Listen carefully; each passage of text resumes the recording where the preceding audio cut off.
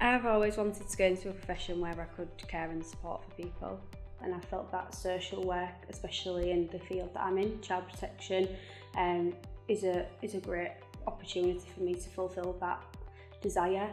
As well as that, I had some quite personal reasons why I wanted to become a social worker. Some close family members have previously had struggles whereby they've required quite a lot of intense support, and that really resonated with me, seeing the support that they perhaps didn't get and how I wanted to go on and make a difference to families who really needed the support, and seeing how I could make a difference in their lives.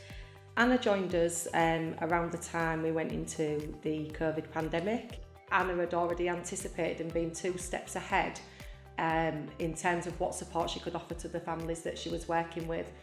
Anna went above and beyond with our local charities. She reached out to them all, and every single week Anna collected 100 food parcels, brought them here where she works, and then she distributed them with her colleagues. I feel that Anna, in terms of her support and how much of an inspiration she is to us, also thought about children during a really difficult period of that pandemic, and since then around how she was able to support them in having their voice heard. So rather than where it would just be a visit to the door, Anna ensured that we had packs, activity packs for children. Each child was given a little worry monster that they had with them and they could put their thoughts and feelings in. We knew we didn't have kind of the spends to buy all those worry monsters, so Anna looked at them being knitted from our Knit for Now service, and they were handed out to children.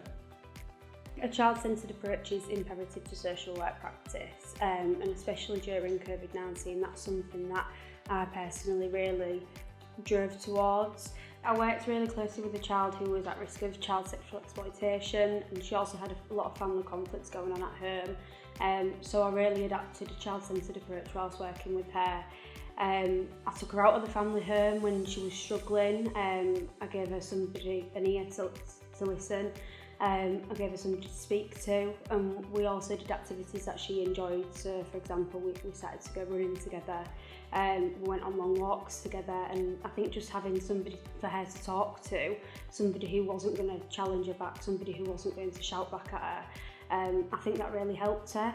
And something that I'm really proud of in that is that the work that we did to support that young person actually ended up minimising the risks and the level of concern that we had in relation to the risk that was posed to her, and we successfully ended up closing the case in the end when we felt that risk had minimised enough where she was safe and she was protected. I feel that Anna broke the mould. I feel she's an absolute inspiration to social work.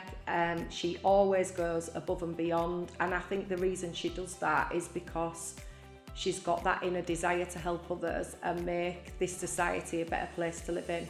And I think that's something that can't be taught. It's something that you come with, and certainly for me as a social worker, I see that in Anna and I see that in many other team members, but for me I think she's exceptional.